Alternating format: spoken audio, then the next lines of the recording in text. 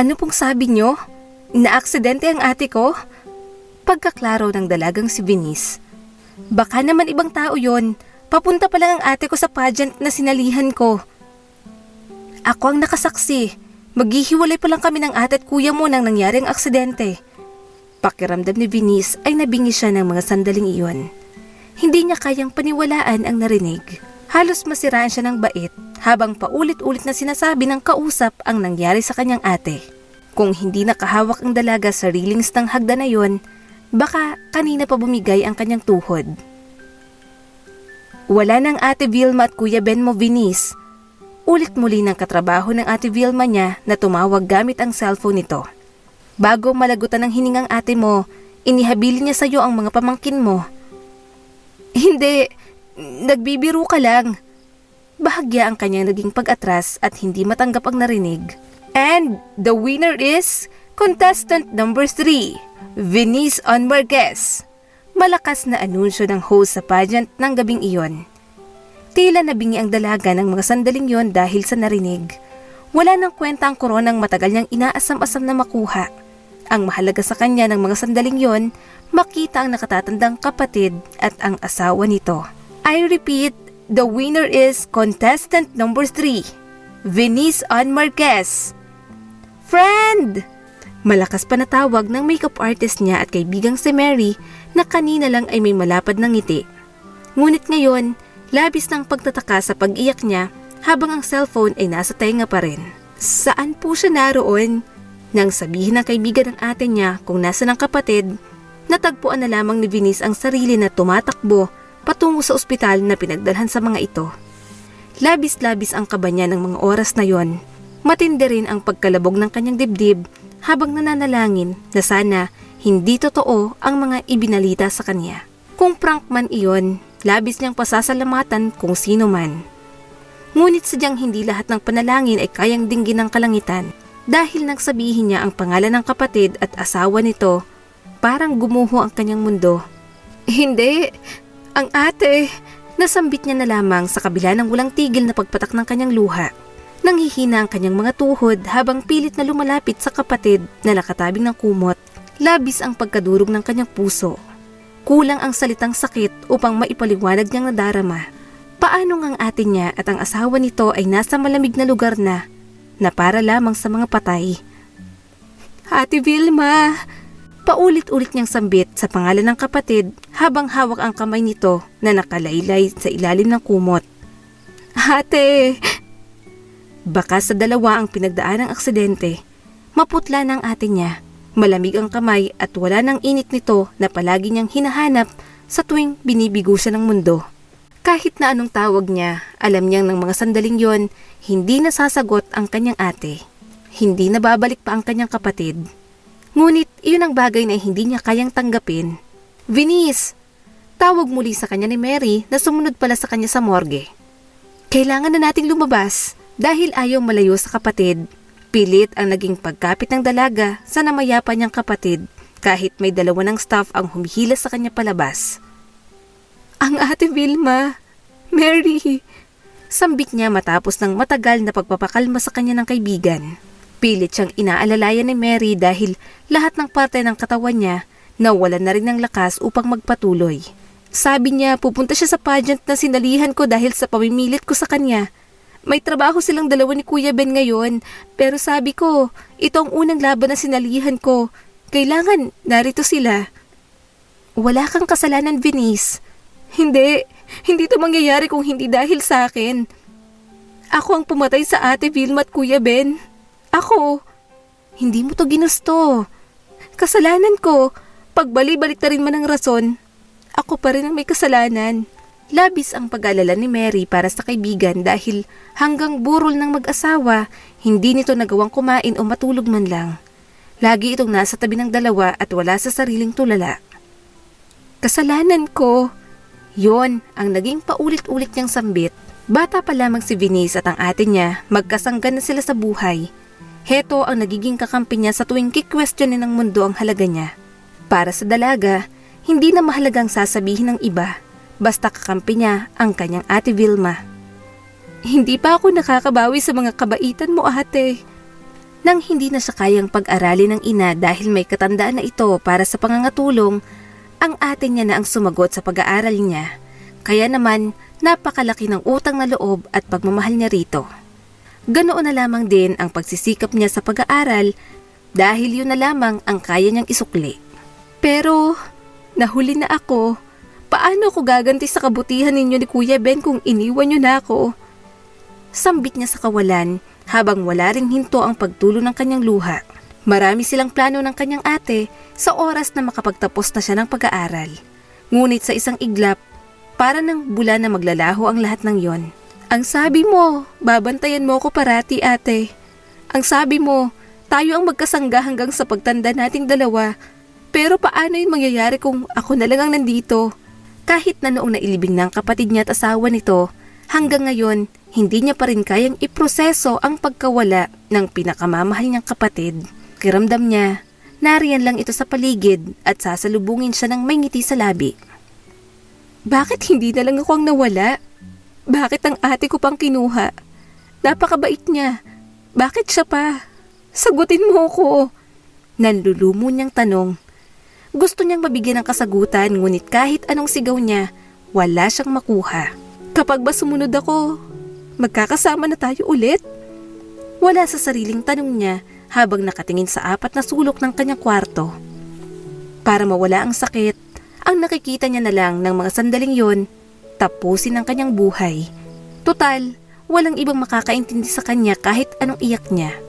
Habang buhay niya na rin mararamdaman ang guilt, kaya ano pang dahilan para magpatuloy siya. I love you ate. Susunod na ako. Hintayin mo ako. Sambit niya kasabay ng pagtulo ng luha sa pisngi. Nakahanda na siya. Wala sa sarili na hawak ng dalaga ang gamot, nakikitil sa kanyang buhay. Ngunit nang isusubo niya na iyon, kasabay din naman ang pagpasok ng tatlo niyang pamangkin. Nakatingin ang mga ito sa kanya nang nagtataka. Tita, ano po yung hawak mo? Inosenteng tanong ng panganay. Nang mga sandaling yon, para siyang binuhusan ng malamig na tubig. Namimiss ko na po si Mommy. Sabi naman ng bunso na nasa 5 taong gulang. Pwede hug mo ko tita? Ikaw muna ang mag-love sa akin kasi si Mommy nasa heaven na. Bakit po may gamot sa kamay tita? May sakit ka po? Biglang natauhan si Venice. Ano bang ginagawa niya sa buhay niya? Anong karapatan niyang kitilin ang buhay na ipinahiram lang sa kanya ng nasa itaas? Hug din ako tita. Wala sa sarili, nayakap niya ang pamangkin habang walang patid ang pagtulo ng kanyang luha. Pasensya na, nasambit niya habang hindi magawang tingnan ng mga pamangkin. Hindi siya nararapat na paulit-ulit na magreklamo habang tinanggalan niya ng ina ang mga inosente niyang pamangkin. Kailangan niyang bumangon at maging malakas, hindi para sa kanyang sarili, kung hindi para sa mga ito na nawalan ng mga magulang na mag-aaruga. Anong gusto niyong kainin? Nakangiti niyang tanong pagkatapos pagpunas ng luha at unang beses na makalabas muli ng kwarto. Hala, sabi ko naman sa iyo Ate Bea at Kuya Banban, tirahan natin si tita. Nasambit ng bunso niyang pamangkin. Wala akong kasalanan, si Banban ang umubos ng foods. Sabi kaagad ni Bea. Ngumuso naman ang ikalawa niyang pamangkin at nag-iisang lalaki na anak ni Ate Vilma. Paano si Tita Venice? Akala ko hindi ka naman kakain. Natawa na lang siya nang wala sa oras. Sige na, magluto na lang ako ng ulam. Nasaan nga palang lola niyo? Siya bang nagluto ng pagkain? Tumango naman ang mga ito. Magiging help din kami sa iyo tita. Sabi ni Mommy tulungan daw po namin kayo sa mga gawaing bahay. Sabi pa ni Bea. Magiging good kids po kami tita. Huwag mo lang po kaming ibigay sa family ni Papa. Nag-aaway po kasi sila. Sabi naman ni Banban. Bahagyang pagngiti ni Venice, saka isa-isang tiningnan ng tatlong pamangkin. Pangako Tita Venice, dito lang kayo sa amin ni Nanay, okay ba yon? Yehey! Mabilis na sambit ni Kulot na bunso sa magkakapatid. Love na love ka namin Tita Ganda. Sus! Nakurot niya ito sa pisngi. Binola mo pang tita, nagsiligo na ba kayong tatlo? Nakapamewang na tanong niya sa mga ito. Nag-iwas naman agad ang tingin ng tatlo bago umiling bilang sagot. Ano nang dapat gawin ngayon? Wala pong tubig tita. Sagot ka agad ni Bea. Ha? Pag Tinago ulit niya dahil baka nabingi lang siya nung una. Putol tubig, tita ganda, sabi rin ni Kulot. Naghahanap po ng pwedeng utangan si Lola para daw po sa pambayad ng kuryente. Dagdag din ni Banban. Nang mga sandaling yun, saka lang din napatingin sa kanyang paligid ang dalaga. Napansing madilim ang kanyang bahay sa katanghaliang tapat. Kahit ang mga electric fan nila, hindi na rin nakasindi. 2 buwan? Gulat niyang tanong nang mapatingin sa kanyang kalendaryo. Anong ginawa ko sa loob ng 2 buwan? Ngayon niya lamang napagtanto na ganoon siya katagal na kinain ng lungkot ng pagkawala ng kanyang ate. Hindi niya naiintindihan dati ang depresyon, ngunit ng mga sandaling yon, gusto niyang makisimpatya sa mga nakakaranas nito. Nasaan ang lola niyo? Naglalabad na po, tita. Ha? Napatayo sa kinauupuan si Venice matapos marinig yun sa pamangkin.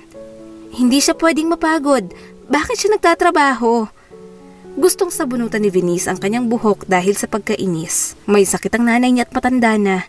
Ngunit dahil alam nito kung anong pinagdaraanan niya, kaya hinayaan siya nitong maghilom ng tuluyan ang kanyang nararamdaman. Marami akong kasalanan. Mahina niyang sambit nang bumalik sa kwarto. Kailangan kong bumawi sa pamilya ko. Matyagang naghintay si Venice sa kanyang nanay ng hapong yon. Kung gaano siya katagal nakatulala, hindi niya rin alam. Nang bumukas ang pinto at makitang itsura nito, hindi mapigilan ng dalaga na maawa rito. Ganun na lamang ang pagtulo ng kanyang luha habang nakatingin sa pagod nitong itsura dahil sa paglalabada. Nanay, sambit niya rito. Oh, Venice, lumabas ka na ng kwarto anak. Bulalas ng kanyang ina. Lalong tumulo ang kanyang luha. Hindi mapigilan ng patakbong lumapit sa kanyang nanay upang yakapin ito ng mahigpit. Patawad, nay. Nahihirapan niyang sabi. Alam ko na ako ang dahilan kung bakit na-aksidente si Ate Vilma at Kuya Ben pero hindi niyo ako sinisi. Anak, wala kang kasalanan.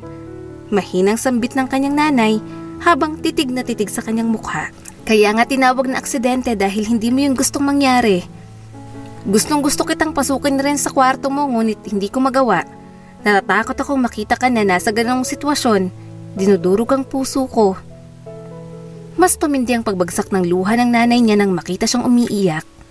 Pinupunasan nito ng paulit-ulit ang pisngi niya bago siya yakaping muli. Patawad anak, hindi mo pagdaraanan ito ng mag-isa kung naging malakas lang ako. Nay, sa susunod magtutulungan na tayo. Pangako yan. Dagdag pa nito. Ipinikit muli ng dalaga ang kanyang mga mata habang maraming tanong na dumaraan sa kanyang isipan.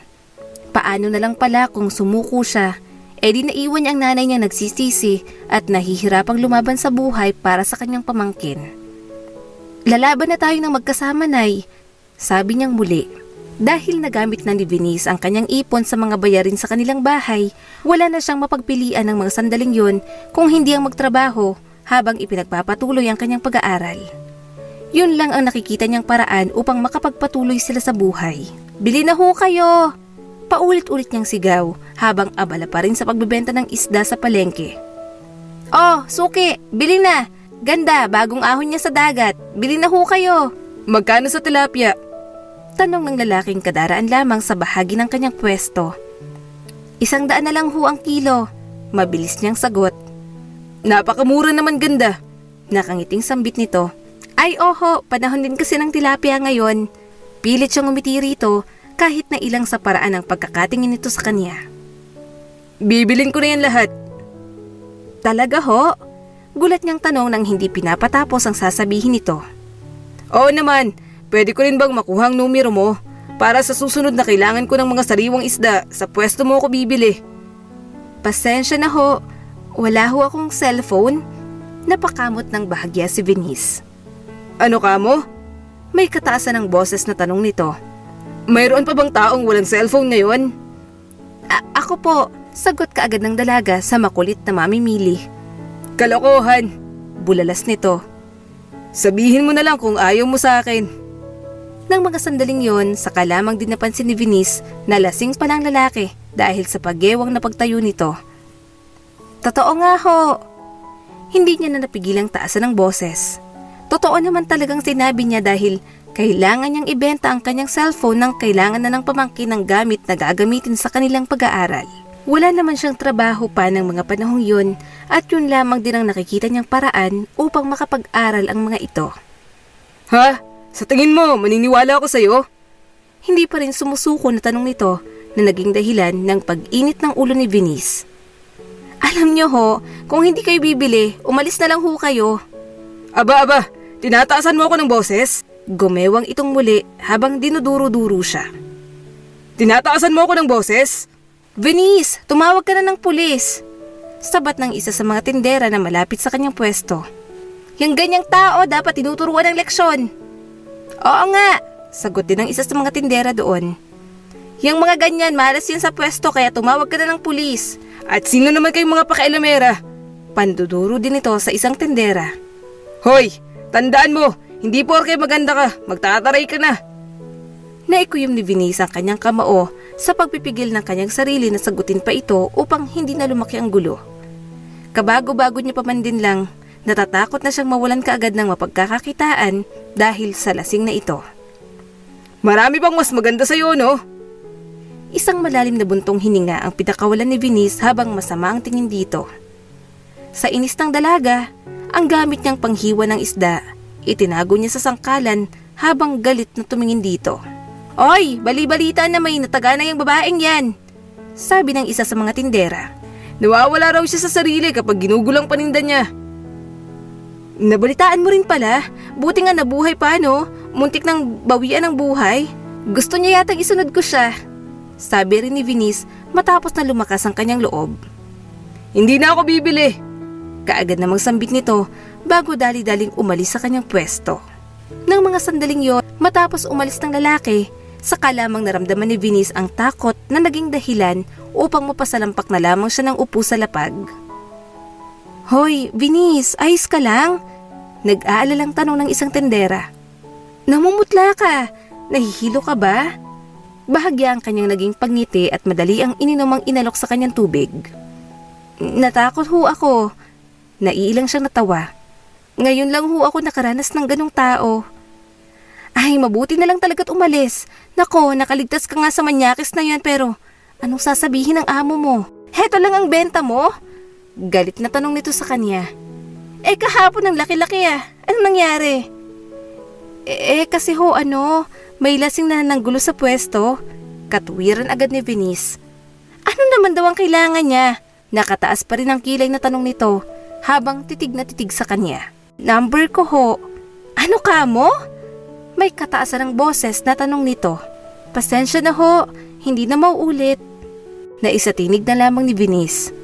Abay dapat lang, kaya nga ikaw ang kinuha ko na magbantay sa pwesto ko dahil dyan sa ganda mo. Tapos ngayon magiging problema pa? Ayoko mangyari ulit ito, nagkakaintindihan ba tayo? Kahit na wala na siyang say, mabilis ang naging pagtangon ni Venice.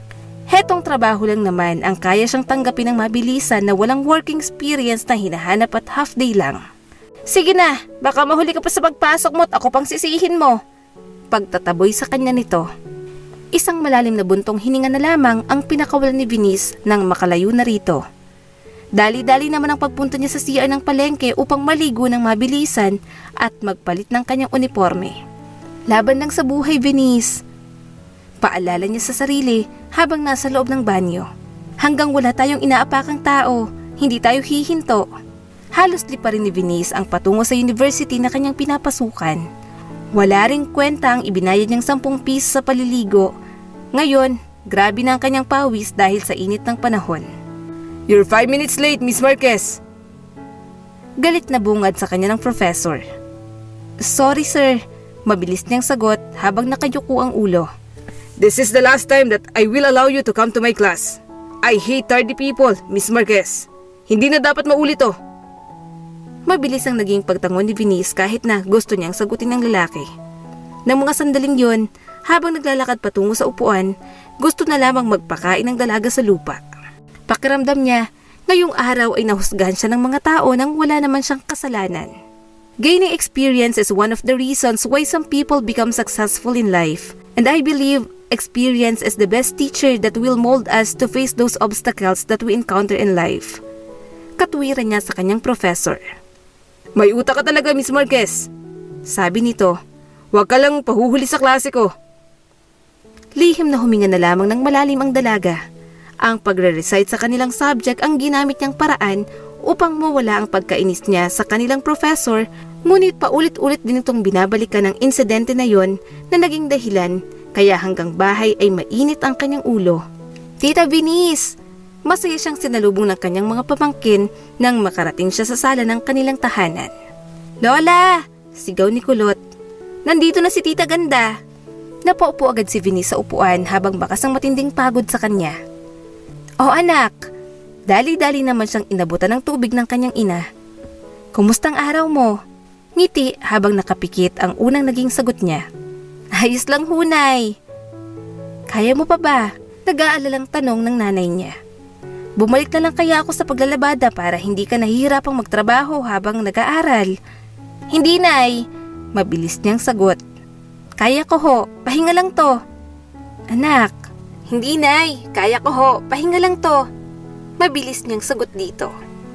Anak, nanay. Hinawakan niya ang kamay ng kanyang ina. Ano na lang ang mangyayari sa mga pamangkin ko kapag naglabada ka ulit? Isa pa, bawal na sa'yong napapagod.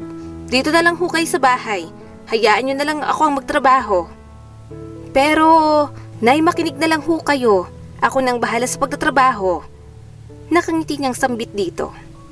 Ngunit hindi pala ganoon kadali ang pagsabay ng dalawang bagay, lalo na't marami rin siyang alalahanin sa buhay. Idagdag pa roon ang kanyang nobyo na laging nanghihingi sa kanya ng oras. Kailangan kong magbukas ng palengke sa oras na yan, Diego. Kailangan din kita, Venice. Kahit ang araw na yon, ibigay mo na sa akin, oh. Naipikit ni Venice ang kanyang mga mata. Nasasaktan din siya sa nangyayari sa kanilang dalawa. Yon ang katotohanan, lalo na't alam niyang siya itong may pagkukulang, ngunit hindi niya na kayang hatiin pa ang oras niya sa isa pang bagay. Kung sa tingin mo na ang unfair ko, hanggang dito na lang yata tayo, lumuluhan niyang sambit dito. Hindi na kita nabibigyan ng oras dahil sa mga problemang kailangan ko pang pagtuunan ng pansin. Hindi na lang sarili ko ang kailangan kong isipin, Diego. Nariyan din ang magulang at mga pamangkin ko. Nakikipaghiwalay ka sa akin? Tanong nito habang pilit na pinipigilan ang luha na tumulo. Mahal na mahal niya ang kasintahan, ngunit masakit sa kanya na ikulong ito sa isang sitwasyon na makakapagpahirap dito. Gusto ko lang naman ng kaunting oras mo. Mahirap ba yun? Mahinang sambit nito. Mapakla siyang umiti. Hindi na para sa akin ang oras ko nang mawala ang ate ko nang dahil sa akin. Hindi ko nahawak ang buhay ko nang piliin kong lumaban para sa pamilya ko. Ayokong maging unfair pa sa'yo, Diego. Venice naman. Ako ang may problema, Diego. Alam ko, kaya kahit masakit man, kailangang palayain kita. Pagkatapos ng mga dapat sabihin dito, dali-dali ang pagtalikod ni Venice habang patuloy ang pagtulo ng kanyang luha. Mahal na mahal kita, Diego. Kung para tayo sa isa't isa, hahayaan tayo ng tadhana na pagtagpuin muli. Dahil sa nangyaring kabiguan, pinili ni Venice na abalahin ang sarili sa pag-aaral at pagtatrabaho. Kahit napapagod, kailangan niyang magpatuloy para sa kanyang pamilya. Ngayong may umaasa na sa kanya, hindi siya maaaring maging mahina. Sa oras na huminto siya, sila ang kawawa. May mga panahon na gusto niya nang sumuko at bitiwan ng pag-aaral. Ngunit sa kabilang banda, kailangan niyang ituloy ang nasimulan dahil naniniwala siya na may mas malaking oportunidad ang darating sa oras na makapagtapos siya ng pag-aaral. Pero sadyang kahit anong tayo ng dalaga, paulit-ulit pa rin siyang sinusubok ng tadhana at itinutumba. Nay, ano hong nangyari? Ito na naman ang pagbundol ng kaba sa kanyang dibdib. Paulit-ulit na bumabalik sa kanyang isipan ang bangungot na nangyari sa kapatid. Si Kulot, anak! Lumuluhang sambit ng kanyang nanay. Anong nangyari kay Kulot, nay? Wala pa man itong sinasabi, ngunit nagmamadali niya si Venice na tanggalin ang suot niyang apron na ginagamit sa palengke. Si Kulot, anak! Sinugod namin sa ospital. Kahit bakas dito ang pagkakataranta, pinili pa rin ng nanay niya ang maging kalmado. Ho? Mas lalong tumindi ang pagtibok ng kanyang puso. Kulang ang salitang kaba upang maipaliwanag ang kanyang nadarama. Hindi ko pa alam ang lagay niya, anak. Bigla na lang bumagsak habang naglalaro silang magkakapatid. Kailangan natin ngayon ng pera. Nasa ICU siya. Magkano, nay? Mabilis niyang tanong dito, ngunit ang pagkakakapit sa pasamano ng pwestong tinitindahan ay ganoon na lamang kahigpit. 15,000, anak. Sagot ng kanyang ina habang pahina ng pahina ang boses. Saan tayo kukuha ng ganoon kalaking halaga? Wala sa sariling binaliktad ni Venice ang bulsa ng kanyang pantalon. $100 lamang ang mayroon siya. Saang lupalop siya kukuha ng ganoon kalaking pera? Gagawan ko hulang paraan na ipakisabi sa mga doktor na gawin nila ang lahat ng makakaya para mailigtas si Kulot. Anak, gagawan ko ng paraan ay kahit maging kapalit pang buhay ko para sa pamangkin ko, nakahanda ako. Hindi ako magdadalawang isip para sa bunso natin. Gustong-gusto niyang umalis ng trabaho ngunit wala pang may-ari ng pwesto na kapalitan niya. Sa oras na umalis siya, alam niyang masesisante siya. Kapag nasisante siya, paano na lang ang mga susunod pang gastusin nila? Wala siyang magawa. Tanging pag-iyak ang naging takbuhan niya habang naghihintay ng pagdating ng kanyang amo. Kaya naman ganoon na lamang ang dali-dali ang pagpunas niya ng luha nang masulyapan ito. Madam, tawag niya rito. Oh, bakit ganyan ang itsura mo? Para ka na namang binagsakan ng langit at lupa. Kaya naman pala, nagkakandamalas-malas ang pwestong to. Pwede po ba akong makakuha ng advance ngayon? Ano ka mo? Mataas ang boses na sambit nito habang nakapamayuwang. Hindi mo pa napapagtrabahuhan ang advance na nakuha mo nung nakaraan. Mag-a-advance ka na naman? Ano bang akala mo sa akin? Bangko na kapag nanghiram ka may ibibigay? Si Kulot ho kasi nagkasakit. Oh, tapos? Mabilis na pigil nito sa sasabihin niya. Hindi yan mangyayari kung hindi dahil sa malas niyong pamilya. Sinabi ko na rin yan sa pinsan kong si Ben na maghanap ng ibang babae at hindi yung puro ganda lang. Oh, tingnan mo ang nangyari sa kanya. Minalas dahil sa pamilya nyo. Kadugo nyo rin naman po si Kulot. Pero hindi ko obligasyon. Mabilis na sambit nito. Pagtatrabahuhan ko ho, pakiusap madam. Nasa bingit na ho ng kamatayan si... Heto, 3,000. Padabog nitong itinapon ng pera na naging dahilan upang hindi makagalaw si Venice sa kanyang kinatatayuan. Nang mga sandaling yon, nakatingin na lamang siya sa perang lumilipad sa ere hanggang sa mahulog iyon sa lapag. Hindi niya pa rin maintindihan kung bakit nangyayari ito sa kanya at sa kanyang pamilya. Hindi naman siya nanalbahin ng kapwa. Naging mabait naman ang kanyang pamilya, ngunit bakit sunod-sunod ang dagok ng buhay na ibinibigay sa kanila? Salamat ho. Pikit matang pinulot niyang pera na nagkalat sa sahig. Hindi yan libre. Paalala ka agad nito. Pagtatrabahuhan mo yan ang buong araw. Wala akong pakialam kung lumiban ka sa klase mo. Paano na lang kung takbuhan mo ako sa utang mo?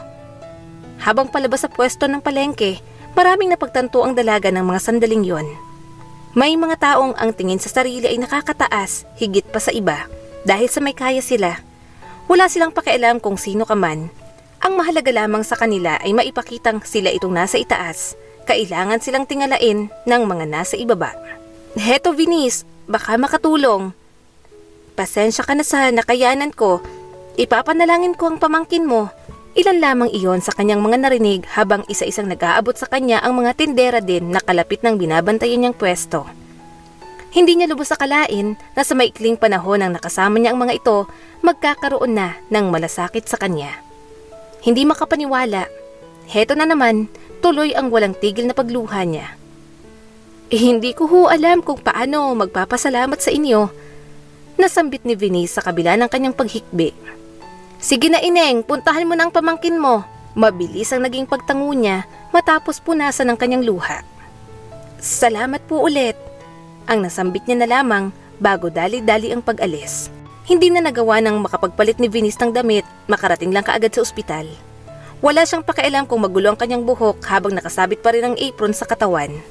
Habang patungo sa kanyang pamangkin, wala sa sariling napahinto siya sa hawak na halaga. 5,000 lamang yon. Wala pa sa kalahati ng kailangan niyang ibayad ang hawak niyang pera. Ano pang silbi ng pagpunta niya kung hindi niya naman maibibigay ang kailangan talaga ng pamangkin? Ano na hong gagawin ko? Kulang pa to. Paano ko pa ho mapupunan ng kakulangan? Wala sa sariling napatingala na lamang ang dalaga. Nasa ganoon siyang sitwasyon nang dumating si Mary. Paulit-ulit ang pagtawag nito sa pangalan niya, kaya ganoon na lamang ang kanyang pagtataka. Friend, kanina pa kita tinatawag. Lumabas muna ako saglit para makadalhin siya. Mabuti na lamang at may utang pang isa kong customer. Hinihingal na sambit nito. Oh, heto, pandagdag sa kailangan mo. Ha? Baka sa kanyang pagtataka nang iabot nito ang pera. Tukyaw lang ang nakayanan ko, friend. Pasensya na. Tumal kasi ng racket ngayon, pero kung kulang pa rin, hanap ako ng mauutangan. Bakit? Paano? Nagtatakang tanong ng dalaga. Wala siyang kahit na anong sinabi sa kaibigan dahil kanina pa siya wala sa sarili. Ang totoo niyan, sinamahan ko si Diego papunta sa inyo dahil hindi niya alam ang bahay niyo. Kasama kami ng nanay mo nang maisugod sa ospital si Kulot. Babalik din ako sa bahay niyo. Walang kasama sila Bea. Hindi pa rin magawang makapagsalita ni Venice hanggang makaalis ang kaibigan. Kailangan niya ng 8,000. Makikiusap na lamang siya na ibibigay ang kakulangang bayad. Nang makarating sa information desk, ganun na lamang ang gulat niya nang makausap ang isang staff ng ospital. May nagpauna na po ng 10,000 rito. Nasabi niya rin na bibigay niya bukas ang kakulangang bayad. Hindi na nagawa pang intindihin ni Venice ang iba pa nitong sinasabi. Ang nasa isip niya lang ng mga sandaling yon, kung sino ang magbabayad ng ganoon kalaking halaga para sa kanyang pamangkin nang walang pasabi. Ngunit nang makita niya si Diego na nasa tabi ng kanyang ina at pinapalakas ang loob nito, hindi niya na kailangang magtanong pa. Si Kulot anak. Mabilis ang pagyakap sa kanya ng nanay niya habang lumuluha. Magiging maayos ang lagay ni Kulot, Nay. Magtiwala lang tayo. Kasalanan ko ito kung nabantayan ko sana ng maigi. Nay, walang gusto nang nangyari. Magiging okay si Kulot. Magtiwala lang tayo. Dahil matagal-tagal din na nasa ospital ang pamangkin, kaya sinabihan niyang umuwi muna ang nanay niya at siya na lamang ang magbabantay. Matagal niya rin itong nakumbinse bago pumayag. Nang silang dalawa na lamang ni Diego ang naroon, saka lamang siya naglakas ng loob na kausapin ito. Salamat. Hindi ko na alam kung saan pa ako kukuha ng pera para maibigay ang kakulangang bayad sa ospital. Tapos, nagawan mo na pala ng paraan. Mahina niyang sambit sa kasintahan. Ayos lang. Ngayon, naiintindihan ko na kung bakit kailangan mong piliin ang pamilya mo. Nakangiting sagot nito. Hindi na nila nagawa pang makapag-usap ng mga sandaling yon dahil sa pag-aalala sa kanyang pamangkin. Ang akala ng dalaga, hindi na matatapos pa ang kalbaryo nila sa paghihintay ng oras. Ngunit ganoon na lamang ang paghinga niya ng maluwag matapos sabihin ng doktor na ligtas na mula sa kapahamakan ng bata. Salamat po, ang tanging salita na nasambit ng dalaga matapos ng matindi niyang kaba. Dahil sa pananatili ng pamangkin sa ospital, kailangan niya pang lumiban sa klase. Ang agarang pagaling nito ang kanyang prioridad. Kaya naman, nang makabalik siya sa university, gano'n na lamang ang sermon na tinanggap niya sa kanyang mga professor. Pasensya na po, wala pong titingin sa pamangkin ko, ako na lang ang inaasahan nila. No matter what, hindi po yun sapat na rason dahil hindi man lang ako nakapagsabi sa pagliban ko. Sambit niya habang matindi pa rin ang pagkakayo ko. Miss Marquez, what is really happening to you? Look at your performance. It's a mess. Muli, tanging pagyuko na lamang ang nagawa ni Venice. Hindi niya na nakuha pang magrason sa mga ito. Nakita ko siya sa hospital, may karga-karga siyang bata. Sambit ng isa sa mga kaklase niya nang makabalik sa klase. Ah, may anak ka na? Tanong naman ng isa. Sayang, type ko pa man din ang ganda at hubog niya. Nako, ano ka ba? Mas masarap yung may experience na. Siya di ba yung nanalo sa nakaraang pageant dito sa... Naririnig ko kayo, sabi ni Venice matapos na ibaba ang gamit sa kanyang upuan. At ikaw, nakita mo na pala ako. Bakit hindi mo muna ako tinanong? Saan mo napulot ang ideya na yan? Tingnan nyo, ang tapang, kantsaw naman ng isa sa mga kaklase niya. Ano namang masama sa pagiging ina kung responsable naman akong tao? Nasa tamang edad na rin ako. Alam nyo kung anong masama? Ang pagpapakalat ng maling impormasyon dahil lang sa inggit. Mahaba niyang litanya bago lumabas ng silid na yon. Nang mga oras na yon, matindi ang pagpapakalma ang ginawa niya sa sarili. Natatakot siya na mas lumaki pa ang gulo na maging sanhi ng pagkasira ng pangalan niya. Hindi niya na ibabaon ang sarili sa matindi pang alalahanin. Diego, sambit ni Venice nang makita ito na nakaupo sa higaan ng kanyang pamangkin sa ospital. Ngayon ang araw ng discharge nito. Tita ganda! Masayang bungad ng pamangkin niya. Alam mo po, ang daming kwento sa akin ni Tito Diego. Tapos sabi niya po, kapag mabait ako, regaluhan niya ako ng toys. Pagngiti ang una niyang naging sagot sa pamangkin bago sumagot. Mabuti yan, basta sa susunod, makinig ka kay Lola ha. Mabilis naman ang pagtango ng bata. Matapos niyang maasikaso ang mga dapat asikasuhin pa sa ospital, Kasama nilang lumabas ang dating kasintahan. Nakapagpabook na rin ito ng masasakyan nila, kaya wala siyang magawa kung hindi ang sumakay na lamang. Nang makarating sa kanilang bahay, naabutan niya naman ang dalawang pamangkin na parehong umiiyak. Anong nangyari? Tanong niya rito nang dali-daling makalapit upang amuin ang dalawa. Puno ng pag-aalala ang pagyakap niya sa mga ito dahil sa mas pumalaho pa ng iyak ng dalawang bata. Si Ate Bea po at Tita Ganda, sagot ni Banban na humihikbi. Anong nangyari sa Ate Bea mo? Pinunasan niya ang luha ng pamangkin habang pilit itong pinapatahan. Wala raw kaming mama at papa, sabi ng classmate ko, tita. Humahagulgol na sagot ni Bea. Inaway ko sila kasi hindi naman yung totoo. Nandyan pa sila mommy at daddy, nagbabantay sa amin sa heaven, di ba po? Inosenteng tanong nito. Nang mga sandaling yon, pakiramdam ni Venice, dinudurog ang kanyang puso. Hindi niya alam kung anong sasabihin sa pamangkin dahil kinakain na naman siya ng kanyang konsensya. Nandito na naman ang pakiramdam niya na ang pagkawala ng mga magulang ng mga ito ay kanyang kasalanan. Tapos may sugat po si Ate Bea, Tita Ganda. Eto po oh. Kagad nitong ipinakita ang malaking gasgas na gawa ng kaklase. Ha? May kataasan ng reaksyon na sambit niya. Anong nangyari, Bea? Lagi pong nangaaway ang classmate niya kay Ate Bea, Tita Ganda. Sumbong naman ni Banban. Tinulungan ko po si Ate Bea, inaway din nila ako. Maging si Banban ngayon, umiiyak na rin ng malakas. Bakit ganun siya, Tita Ganda? Magiging masama po bang anak kapag wala ng magulang? Inosenteng tanong ni Bea. Nang mga oras na yon, hindi napigilan ni Venice ang makaramdam ng awa. Niyakap niya agad ang pamangkin. Bukas na bukas, pupunta tayo sa school nyo. Hindi papayag ang Tita Ganda na may mang-aapi sa inyo. Pagkatapos na makausap ang mga ito, wala sa sariling nakatingin lamang siya sa mga ito habang kumakain sa mesa. Napaka-inosente nila. Hindi nila pinababayaan ang isa't isa. Sambit ni Diego. Nabaling ang tingin niya dito nang nagtataka. Akala niya'y nakaalis na ang binata, ngunit dahil sa pagiging okupado ng utak niya, hindi niya na napansin ang presensya nito. Alam mong lumaki ako sa bahay ampunan, Venice. Wala akong nakagisnang pamilya nang tumakas ako sa mga umampun sa akin dahil sa madilim na karanasang naranasan ko sa kanila. Sa kabila ng mga nangyari sa pamilya nyo, masaya ako na makita ang ngiti sa labi ng mga pamangkin mo kasi mayroong ikaw na nagmamahal sa kanila. Diego, hindi mo man kayang tumbasan ang pagiging nanay at tatay sa kanila. Nararamdaman nila ang pagmamahal na walang katulad na galing sa'yo at sa nanay mo. Natatakot ako.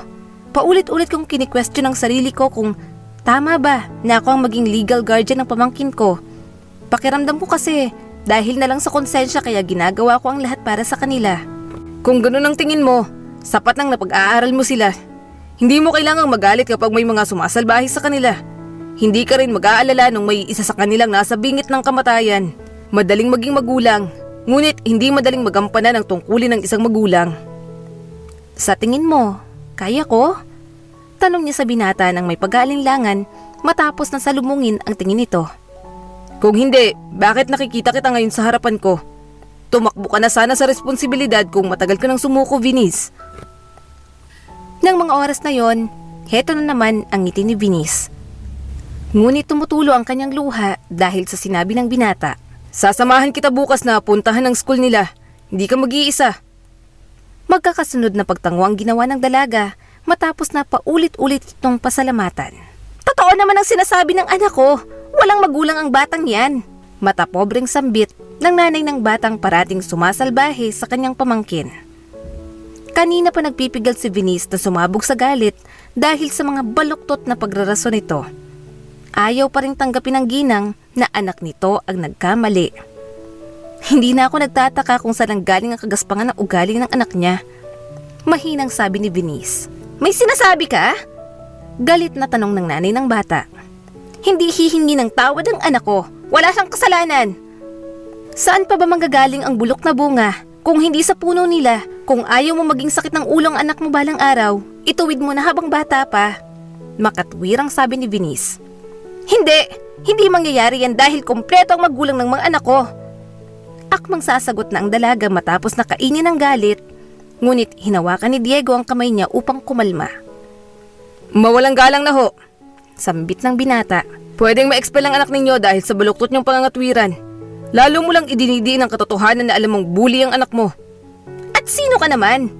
Galit na tanong nito kay Diego na hindi naman sinagot ng binata. Kilala ni Venice ang dating nobyo. Heto ang uri ng tao na walang pakialam sa kanyang sarili, ngunit sa oras na makanti ang mahal nito sa buhay, nag-iiba ang paraan ng pananalita nito. Miss Principal, we have some evidence. You already saw it. That's a major offense. Is it good to have an expulsion? We want that to happen. Sabi ni Diego.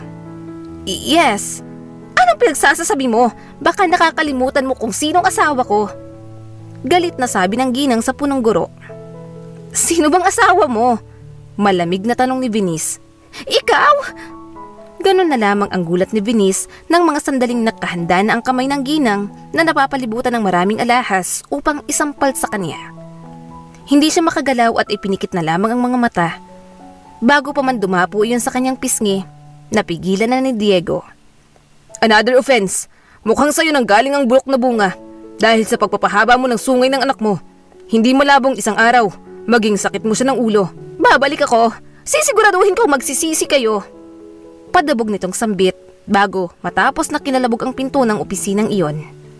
Nang makalabas ang ginang, magkakasunod na pag-iling ang ginawa ng prinsipal. Kahit kami gumawa ng sariling investigasyon, Miss Marquez, at nalaman na nagsasabi ng totoo ang pamangkin nyo, asahan nyo ang pagkakaroon ng agarang aksyon sa usaping ito. Patawarin nyo rin kami sa naging pagkukulang ng aming paaralan. Mabilis ang naging pagtangon ni Venice ng mga sandaling yon matapos na pasalamatan ang punong guro na hindi naging bias sa kaso ng kanilang pamangkin. Nang makalabas sila ng opisina, isang malalim na buntong hininga ang pinakawalan ng dalaga. Sa wakas, nakuha niyang hustisya para sa pinagdaanan ng kanyang pamangkin. Salamat talaga ha, kung kailan pa tayo naghiwalay, saka pa kita naabala ng naabala. Sabi niya sa binata. Bahagyang natawa si Diego. Sabi ko naman sa'yo, pagdating sa'yo, handa akong magpaabala. At magaling ka pa rin mambola, sabi niya rito. Natawa naman itong muli. Diretso ka na ngayon yan sa palengke, ihahatid na lang kita. Mabilis ang naging pagtango niya rito matapos pasalamatang muli. Dahil tanghalian na rin naman, niyaya niya na rin itong kumain sa loob ng palengke dahil yun na lang ang kaya niyang ibili sa binata. Huwag mo na akong ihahatid sa pwesto ko ha, di ba may pasok ka pa sa trabaho? Tanong niya rito. Kaya ko na, salamat ulit sa pagsama. Malapad pa ang pagkakangiti ni Venice na mapunta sa pwestong babantayan niya sa palengke. Ngunit nasa bungad pa lamang siya nang mapansin ang kumpul ng tao na nagkakagulo malapit sa bago nilang pwesto. Nang makarating doon, otomatikong napahinto sa kanyang kinatatayuan ng dalaga nang matanaw ang kanyang amo. Tulala ito. Napansin niya rin ang mga kagamitan nila sa palengke. Kalat-kalat at may mga nagwawala. Ano hong nangyari? Nagtataka niyang tanong ng makalapit. Bakit ho magulo ang pwesto? Ikaw! Ganun na lamang ang gulat niya sa biglaan itong pagsigaw. Ang kaninang tulala niyang amo ay nagbago bigla ang hilat siya ng mukha at napalitan iyon ng galit. Kasalanan mo to dahil malas ka. Hindi na paghandaan ni Venice ang sunod-sunod na mangyayari. Ganun na lamang ang gulat niya nang sugurin siya ng amo. Napahinto ng ilang distansya sa kanya dahil sa pagpigil ng ibang mga nagtitinda doon. Kasalanan mo kung bakit nanakawan ang pwesto ko. Malakas na sigaw nito. Oho! Gulat din na bulalas ni Venice. Nawawala ang mga freezer na may laman ng mga bagong katay ng karne. Tayo ng dalawang may susi. Pagigiit nito na lalong nagpakunot ng noo ng dalaga. Saglit lang ho. Napahilamos ni Venice ang kamay sa kanyang mukha. Sinasabi niyo bang ako ang magnanakaw? Paano mangyayari kung kada magbubukas o magsasara ako ng pwesto, ibinibigay ko sa iyo ang susi? Katwiran niya rito. Hindi! Wala nang ibang maaaring magnakaw kundi ikaw. Hindi ba't nagkasakit ang pamangkin mo? Nang mga sandaling yon, hindi alam ng dalaga ang nararamdaman dahil sa mga paratang ng kanyang amo na wala namang basehan. Mahirap ako. Oo, maaring magipit. Yun ang totoo. Pero kailanman, hindi ko magagawang magnakaw. May dignidad at konsensya rin kaming mahihirap. May diin niyang katwiran dito. Ha? Galit na sambit nito. Saan mo dinalang mga nakulimbat mo? Ikaw at ako lang ang makakapasok sa pwestong to. Kahit na inaawat na ng mga naroon, pilit pa rin lumalapit ang amo niya sa kanya. Sa laki rin ng katawan nito, nagagawa pa rin makalapit sa kanya. Bahagyang napailing si Venice, bakit niya ba nagawang manatili sa ganitong uri ng amo? Pinapasahod siya nito, oo. Ngunit hindi kasama sa mga dapat niyang pagtrabahuhan ang pagpayag niya rito na tapakan ang kanyang pagkatao. Ganun na lamang ang pagkuyom niya sa kamao ng sandaling iyon dahil sa naging pagtitiis dito. Sino ang inutusan mo na magnakaw sa akin? Anong ibinayad mo? Ganda mo? Natawa ito. Mahuhuli rin kita. Hahanap ako ng ebidensya. Sige! Malakas na loob na sambit ng dalaga. Ilabas niyo ang ebidensyang meron ka. Ganun ba kahirap tanggapin na tama ako? Sa simula pa lang ho, sinabi ko na sa inyo, manatili na lang tayo sa pagbebenta ng mga isda. Pero masyado ho kayong sakim. Masyadong nagtitipid sa tatao sa pwesto nyo. Sinasabi mo bang ako ang may mali rito? Galit pa rin tanong ng ginang at binalya ang mga umaawat dito. Kaya naman, mabilis itong nakawala. Hindi gumalaw si Venice ng mga sandaling yun dahil sa gulat. Akmang sasabunutan na siya nito nang may bulto ng malapad na likod ang pumigil sa ginang. Diego? Paanong nandito ka pa? Gulat niyang tanong nang makitang mukha ng binata matapos lumingon sa kanya. Nakalimutan kong ibigay sa iyo ang card ng pamangkin mo. At sino ka namang lalaki ka? Galit na tanong nito. Pabalyang binitiwan nito ang kamay ng ginang bago siya harapin ng may pag-aalala. Ayos ka lang? Oo. Mabilis na pagtangon ni Venice dahil pa rin sa matinding gulat. Hindi ko alam na ganito palang nangyayari sa'yo sa trabaho. Kung ganyan ang pakikisamahan mo, mabuting tumigil ka na lang. Bahagyang naging pag-init ng ulo ng dalaga dahil sa kanyang narinig. Nakahanda na siyang sagutin ito nang magpatuloy muli sa pagsasalita si Diego. Kung papayag ka, tumigil ka na sa pagtatrabaho dito. Ituloy mo ang pag-aaral mo. Magpapatuloy rin ang mga pamangkin mo. Ang mga magagastos pwede mong bayaran sa akin kapag nakagraduate ka na. Hindi ako mayaman, Venice, pero susubukan kong ibigay ang mga pangangailangan nyo hanggang sa kaya mo nang tumayo muli. Napaawang ang bibig ni Venice ng mga sandaling yon. Kilalang kilala nito ang kanyang ugali. Hindi siyang uri ng tao na kinukuha lamang ang isang bagay ng libre. Kahit mahirap, pinaghihirapan niya yon nang sa gayon kaya niyang humarap sa kahit na sino ng taas noo. Kahit na wala ng ate mo, make her proud. Mangyayari lang yon kung makakapag-focus ka sa pag-aaral mo, Venice. Kaunti na lang naman makakagraduate ka na. Habang nagsasalita ito, parang tinutunaw ang kanyang puso. Hindi maipaliwanag ng dalaga ang halo-halong emosyon na nadarama. Nang sabihin pa lang nito na pag-aaralin siya, isang malaking sugal na para kay Diego. Lalo na't hindi naman na sila magkasintahan. Alam ko may pasok ka ngayon, Venice. Hindi ka pumasok dahil kailangan mo pang bayaran ng inutang mo sa amo mo. Nakalimutan mo na bang pangarap mo na makapagtapos ng may mataas na karangalan? Paano mo maaabot yun kung ngayon pa lang ganito nang nangyayari sa'yo? Shooting ba ng pelikulang meron dito? Malakas ang boses ng kanyang amo nang sabihin iyon. Nang mga sandaling iyon, saka lamang dinanumbalik sa kasalukuyan si Venice at napansin ng mga tao sa kanilang paligid na nakikiosyoso sa kanila. Kahit ang mga kaibigan niya na kapwa-tendera, kinikilig pa sa mga binitiwang salita ng dating nobyo na para bang inaaya siya nitong magpakasal. Halika na, Venice. Sandali, Diego. Ganun na lamang ang paglingon ni Venice sa ibang bahagi ng pwesto. Bakit? May CCTV ang palengke. Baling niya sa kanyang amo. Malalaman mo ho roon kung sakali nga bang talaga akong nagnakaw sa inyo. Pero ito lang ho ang tatandaan mo. Hindi ako kumukuha ng hindi ko pinaghirapan. May dignidad kaming may hirap. Yun na lang ang meron kami. Isusugal pa ba namin? Makahulugan niyang sambit dito bago talikuran ng ginang. Nang makalabas ng palengke, sa parte ng walang dumaraang tao, napahinto si Venice na ipinagtaka ng binata. Bakit?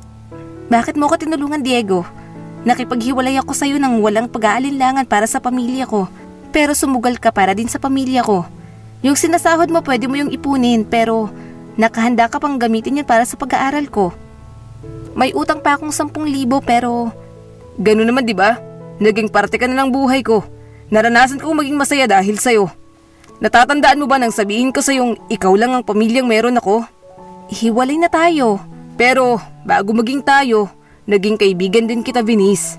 Nang mga panahong sumusuko na ako sa buhay, sino bang nariyan sa tabi ko? Ibinabalik ko lang din ang kabutihan mo. Dahil sa labis-labis na emosyon, Hindi na napigilan ng dalaga na yakapin ng dating kasintahan. Sa kabila ng mga nangyayaring kamalasan sa buhay niya, may iilang dahilan pa rin upang magpatuloy siya at isa na ito roon. Salamat. Kulang ang salitang yon kung tutuusin. Ngunit sa dinami-daming emosyon na umuukupa sa kanya, yun lamang ang nangibabaw sa lahat. Dahil sa mga naging pangumbinsi ni Diego, piniling manatili ni Venice sa kanyang pag-aaral. Ngunit sa dinami-dami ng mababa niyang marka, hindi niya alam kung paano yun hahabulin. Sa kabila ng lahat, hindi niya maaaring biguin ang binatang naniniwala sa kanya. Kailangan niyang magpatuloy kahit mahirap. Mabuti na lang, nariyan ang pamilya niya upang maging malakas para maipagpatuloy ang buhay. Tita Ganda! Tawag ng pamangkin niya nang minsang maging abala siya sa paggawa ng proyekto para sa isang mababa niyang subject. Bakit? Nakangiti niyang tanong dito. Ano po? Kumunot ang noo ni Venice dahil sa pag-aalangan ng mga bata. Sige na, sabihin niyo na. Nakangiting pag-uudyok ng nanay niya sa mga apo nito. Hindi magagalit ang tita Ganda ninyo. Tita Ganda, ano po? Pwede ka po ba naming tawaging mama? Inosenteng tanong sa kanya ni Bea. Kasi po, miss na namin sila mommy. Pero ngayon, kaunti na lang po kasi nandyan na po kayo tita. Pati po si Tito Pogi parang daddy na rin po namin. Totoo po tita Ganda, love na love po namin kayo ni Tito Pogi. Dagdag naman ni Banban. Hindi niyo po kami pinababayaan. I love you po tita Ganda. Niyakap naman siya ni Kulot. Kahit may sakit po ako, hindi niyo po ko iniwan sa mga bad na family ni daddy po. Hindi kaagad nakapagsalita si Venice dahil sa sinabi ng pamangkin. Hindi niya alam ang mararamdaman ng mga sandaling yon. Parang tinutunaw ang puso niya sa sobrang saya dahil pakiramdam niya'y dama ng mga pamangkin ang pagmamahal na kaya niyang ibigay sa kabila ng pagiging mahirap ng kanilang buhay. Ayaw mo po tita Ganda? Nag-aalalang tanong ni Bea. Hindi, kung yan ang gusto niyo pwede niyo akong tawaging mama. Dali-dali ang pagpunas ni Venice ng kanyang luha. Pwede na nating tawaging mama si tita Ganda. Masayang anunsyo ni Bea sa mga kapatid. Yehey! May mama na ulit tayo! Masayang sigaw naman ni Banban na nagtatatalon pa. Dahil nasa ika-4 na taon na sa kanyang pag-aaral, mas naging abala pa si Venice. Nasa OJT na rin siya kaya kahit ang mga pamangkin, hindi niya masyadong matutukan. Mabuti na lamang at may panahong makabisita doon si Diego at ang kaibigan na si Mary. Sa tuwing pinanghihinaan ng loob, lagi niyang inaalala ang mga taong nasa likod niya upang makapagpatuloy lang sa pag-aaral. Kumusta naman ho kayo, Nay? Napansin niya kasi na ilang araw nang pabalik-balik ang ubo nito at lagnat, kaya hindi niya maiwasang huwag mag-alala. Gusto niyo ho bang pumunta tayo sa doktor? May naitabi pa naman po ako sa mga ipinahiram ni Diego sa akin. Muli ang naging pag-ubo nito bago sumagot. Nakahiga pa rin ito sa kama at ilang araw nang walang lakas upang kumain. Hindi na anak, magiging maayos din ang kalagayan ko. Sigurado ho kayo, Nay, kung pera lang ang dahilan kung bakit ayaw niyong magpa-check up. Hindi na nga anak, sagot ng kanyang nanay habang bahagyang umiti. Itabi mo na lamang para sa mga kakailanganin ng mga apo ko. Pero, makinig ka sa nanay, Venice. Kahit na gusto pang pilitin ni Venice ang kanyang ina, hindi niya magawa dahil sa respeto dito. Anak, pasensya ka na ha? Bahagya ang naging pagkunot ng noo ni Venice. Hindi maganda ang naging buhay ninyong magkapatid dahil sa akin. Sa hirap ng buhay, hindi ko kayo kayang pag-aralin. Pero katulad ng ate Vilma mo, hindi mo nagawang sumuko. Bagkos ay ipinagpatuloy mo pa ang buhay na mahirap kasama ang mga apo ko. Nay naman, kahit ano pang hamon na ibato sa'yo ay tinatanggap mo. Higit sa lahat, mahal na mahal mo ang mga apo ko. Siyempre naman, Nay. Isa't isa na lang ang mayroon tayo. Susukuan ko pa ba kayo? Ganun naman talagang pamilya, di ba? Kapag mahina ang isa, nariyan ang malakas upang kapitan ng iba. Bahagya itong napangiti. Anak, may hihingin sana sa yung pabor si nanay. Lalong napakunot ang noo ni Venice. Bakit kinakabahan siya sa mga sinasabi ng kanyang ina? Nay, dalhin ko na kaya kayo sa ospital. Hindi na nga anak. Pigil nito sa kanya habang bahagyang pagngiti. Gusto ko lang malaman mo na napakasaya ko nang ako ang maging nanay ninyo ng ate Vilma mo. Hindi ako kailanman nahirapan sa pagpapalaki sa inyo. Isa pa, Ang ganda-ganda mo anak. Dahil sa mga lumalabas sa bibig ng ina, hindi na mapigilan ni Venice ang pagtulo ng kanyang luha. Napakaswerte ko rin ho sa inyo nanay, sabi niya habang pinapahid ang luha. Kahit gaano kahirap ang buhay, hindi niyo kami sinukuan. Kayo ang naging pinakamatibay para maging nanay at tatay namin. Kung papipiliin man ako, sa susunod na buhay, gusto kong kayo ang maging nanay ko.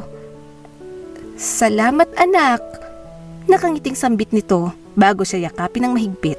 Pwede ho bang dito ako matulog sa tabi mo ngayong gabi, Nay? Bahagya ang naging pagngiti nito bago tapikin ang kabilang bahagi ng katre na may banig sa ibabaw. Matagal-tagal niya na rin hindi nakakatabi ang ina, ngunit sa hindi malamang dahilan, alam niya pa rin ang pakiramdam ng malapit sa bisig nito. Kaya naman, saglit lamang ay nakatulog din kaagad si Venice at kinabukasan na nagising. Mama! Mama! Paulit-ulit na tawag ng pamangkin niya kinabukasan nang hindi siya makita ng mga ito sa higaan nila. Mama, may school pa po kami. Sabi mo, may sakit si Lola kaya po gisingin namin. Saan po kayo? Mama, dyan po kayo sa kwarto ni Lola? Palibhas ay sawali lamang ang takip sa pagitan ng mga kwarto kaya mabilis na nagising ang dalaga. Ganun na lamang din ang ngiti niya nang makita ang nanay niya na mahimbing pa rin natutulog. Mukhang maganda rin ang panaginip nito dahil nakangiti pa. Nay, ako na ho ang magluluto ng agahan ng mga bata. Pahinga na lang ho muna kayo. Ngayon na rin po ang defense ko sa thesis namin kaya aagahan ko rin ang nahinto sa pagsasalita ang dalaga nang hawakan niya ang kamay ng kanyang ina. Nang mga sandaling yon, tila binuhusan siya ng malamig na tubig dahil sa hindi malamang kaba na kanyang nadarama. Otomatiko, naglaho rin ang ngiti niya at napalitan ng matinding pagkabog ang kanyang dibdib. Nay! Kinakabahan niyang tawag dito nang hindi ito sumagot sa una niyang pagtawag. Wala sa sarili, pinakiramdaman niya rin ang pulso nito. Sa mga nakalipas na sandali, ganun na lamang ang sunod-sunod na pagtulo ng luha niya nang hindi na yun madama. Nay! Paulit-ulit ang naging pagtawag niya rito habang hindi pa rin alam ang gagawin. Mama, okay ka lang po? Tanong ni Bea sa kanya. Pasok po kami sa room ni Lola. Hindi na, wait niyo si Mama sa labas. Mabilis niyang sagot dito. Natataranta, kaagad ang naging pagtawag niya kay Diego. Nang sagutin nito, mas lumakas ang paghikbi niya. Diego, ang nanay, dalhin natin sa ospital. Sabi niya rito habang unti-unti nang lumalabas ang malakas na paghagulgul mula sa kanya. Anong gagawin ko? Ang nanay, hindi na humihinga. Antayin mo ako dyan, pupunta na ako. Hindi na nagawa pang intindihin ni Venice ang iba pang sinasabi ni Diego dahil nawawalan ng lakas ang kanyang kamay. Nabitiwan niya na ang hawak na cellphone.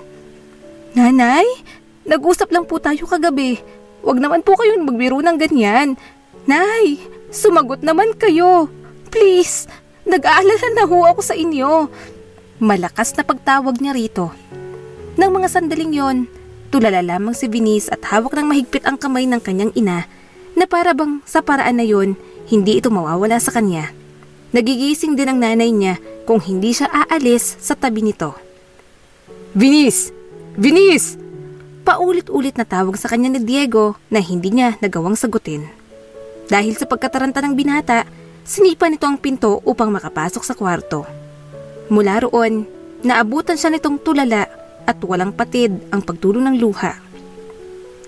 Wala nang, nanay. Yun ang unang salitang nasambit niya nang makita ang nag-aalalang mukha nito. Anong gagawin ko, Diego? Paano kami? Hanggang sa dumating ang ambulansya na nagkarga sa nanay niya, hindi magawang tumayo ni Venice mula sa katre na pinagtulugan nila ng kanyang ina. Dahil kailangang asikasuhin ang mga bata na umiiyak na rin, dumating ang kaibigan niyang si Mary upang tulungan si Diego sa pag-aasikaso sa mga ito. Nang balikan siya ng binata, mas bumuhos ang emosyon niya nang yakapin siya nito. Hindi ko man lang naramdaman na namamaalam na siya. Ano bang klaseng anak ako at kapatid? Malas ba talaga ako, Diego? Bakit lahat na lang ng mga mahal ko sa buhay? Iniiwan ako. Hindi ba ako karapat-dapat sa pagmamahal? Lumuluhang tanong niya rito. Hindi ganun yun. Makasalanan ba akong tao? Ano bang nagawa ko para parusahan ako ng ganito? Ang una, ang ate at Kuya Ben. Tapos si nanay. Ayoko na. Napapagod na akong masaktan. Bakit hindi na lang ako? Sumusuko niyang sabi dito. Kumala sa pagkakayakap sa kanya si Diego. Pinunasan ang mga luha niya. Matapos ayusin ang kanyang buhok, nakatingin lamang ito sa kanya sa loob ng ilang segundo bago ngumiti. Alam niyang matapang ka, Vinis. Binigyan ka niya ng ganitong pagsubok dahil sa dinami-rami ng tao. Ikaw ang nakikita niyang may kakayahang lumaban. Bakit? Bakit ako? Hindi ko rin alam. Kung may isa akong bagay na sigurado, alam ng nanay mo na hindi mo susukuan ang mga pamangkin mo. Na pagkatapos ng pagsubok na to, babangon kang paulit-ulit para sa kanila. Sila naman ang dahilan kung bakit ka lumalaban, hindi ba? Sandali na nakatulala si Vinis at paulit-ulit na pinoproseso sa kanyang isipan ang mga sinabi nito. Nang mga sandaling yon, sa kanya rin naalala ang thesis na kailangan niyang ipasa. Kung paano siya nakapasok sa klase niya nang wala sa sarili, hindi niya alam. Ang nasa isip niya lang, kung sakaling babagsak siya rito at bibiguin ng nanay niya, lalo-lalo na ang kanyang ate Vilma, siguradong malulungkot ang mga ito. You see, these papers are not for me but for the people who dream to give their best for their loved ones. This morning, my mother passed away. Napalunok si Vinis bago magpatuloy. Pero pinili ko na depensahan ang pinaghirapan ko para sa mga taong naniniwala sa akin. Hindi ko alam kung tama pa mga sinasabi ko, ngunit kung may isang bagay na sigurado ako sa ngayon, yon ay hindi natin hawak ang oras natin. Sa kabila ng lahat, piliin nating sulitin ang mayroon tayo upang maging kapaki-pakinabang sa mundong ito. Thank you, Miss Marquez. My condolences. Sabi ng isa sa mga panel sa kanya. Dahil kailangan niyang makauwi sa kanila, nagpaalam na lamang siya sa mga kaklase na uuwi kaagad upang maipaliwanag sa mga pamangkin ang nangyari sa kanilang lola. Sa unay hindi nila yun maintindihan at matanggap, ngunit sa matyagang pagpapaliwanag, unti-unti na rin nilang naintindihan. Nang araw ng burol ng nanay niya, hindi niya maiwasang isipin ang isa sa mga katagang tumatak sa isipan niya na galing sa kanyang ate. May iba't ibang uri ng sugat, yun ang sabi ng ate ko. May malalim, meron din namang mababaw lang. Ngunit ang pagkakaiba sa mga yon ay kung anong klaseng pilat ang iiwan sa'yo. Nang mawala ang ate, malalim ang naging sugat sa akin. Ang akala ko hindi na yun gagaling pa. Ngunit totoo nga na ang panahon lamang ang makakapagsabi kung kailan. Gumaling na nga ba? Tanong sa kanya ni Diego. Dahil sa mga pamangkin ko, kailangan. Mahina niyang sagot. Yun ang paulit-ulit niyang sinasabi sa sarili. Hindi siya pwedeng huminto dahil may mga inosenteng buhay na nakakapit sa kanya. Kaya hanggang sa matapos ang libing ng kanyang ina, hindi niya na muling nakita ang sariling umiiyak. Nasa tabi lamang siya ng mga pamangkin upang maging lakas ng mga ito. Saglit lang akong umiyak nang mawala si nanay. Masama na ba akong anak? Minsan niya pang tanong kay Mary. May ilang segundo siya nitong tinitigan bago sumagot. Alam mo friend, kung naging masaya naman ang huling sandali ng nanay mo, bakit ganyan pang nasa isip mo? Isa pa, alam niyang nariyan ka natitingin sa mga apo niya. Hindi niya kailangan mag-alala pa. Anong balak mo ngayong nakagraduate ka na? Ang daming kumpanya na nag-aagawan sa'yo. Paano ba naman? Hinakot mo ang mga medalya. Mahina siyang tumawa sa pagiging OA nito. Bago pa man siya nakasagot, siya namang pagpasok ni Diego at bitbit ang tatlo niyang pamangkin na kagagaling lamang sa labas dahil bumili ng ice cream. Nagkabalikan na kayo? Gulat na gulat itong tanong na tinawanan niya lang. Wala pa akong sinasabi, pero nakikita sa mga mata mo. Patataguan pa ba kita? Natatawa niya ring tanong dito. Syempre hindi, best friend mo ko diba? Magsisimula kaming magnegosyo ni Diego. Sana maging successful. Pag-amin niya sa kaibigan. Sigurado ako riyan, sagot kaagad ng best friend niya.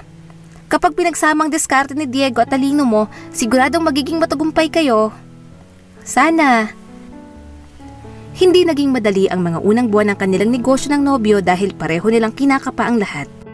Ngunit dahil sa pagtitiwala nila sa isa't isa na sinamahan ng kanilang sipag at tiyaga, unti-unti iyong nagbubunga. Makalipas pa ang 3 taon, nakamit na nila ang isa sa mga pinapangarap. Bahay na natin to? Gulat na tanong ni Vinis habang nakatingin sa 2 palapag na bahay. May bahay na tayo? Sabat din ni Bea na hindi na mapigilang bumaba sa kotse. Ang laki-laki, mama at papa! Yay! Natawa na lamang silang dalawa nang magtakbuhan ng mga ito sa malawak na bakuran.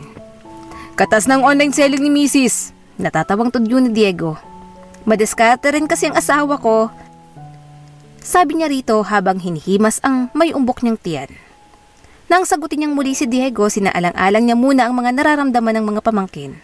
Sa katunayan, naunang ligawan nito ang mga bata bago siya. Naalala niya pa nga 1 taon pa lamang ang nakakalipas, papa na ang tawag ng mga ito sa asawa. Ngayon namang magkakaanak na sila ni Diego, kung may isang bagay man siyang sinisigurado, yon ay hindi magbabago ang pagmamahal na mayroon siya sa mga pamangkin. Anak na ang turing niya sa mga ito at panghabang buhay na yon. Paano pala kung sumuko ako, no? Tanong niya sa asawa. Nakahanda na akong tapusin ang buhay ko sa pag-aakalang wala na akong karapatan dahil sa dami kong kasalanan. Pero dahil sa 3 anghel na ipinadala sa akin, heto na ako ngayon, walang mapaglagyan ng saya. Ganun yata talagang buhay, mahal. Sabi naman ni Diego. Hindi mo malalaman kung anong mayroon sa dulo kung sa gitna pa lang ay suko ka na. Ipinadala sa atin ang pagsubok upang hulmahin tayo. Nasa atin na lang ang desisyon kung hahayaan nating masira o pipiliting muling mabuo.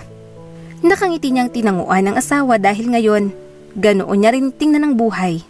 Marami itong sorpresa. Nasa atin na lamang kung paano natin yun makikita. Muli, ito po si Skylar Guro at sana may bago na naman kayong natutunan sa kwento natin ngayon. Maraming salamat po.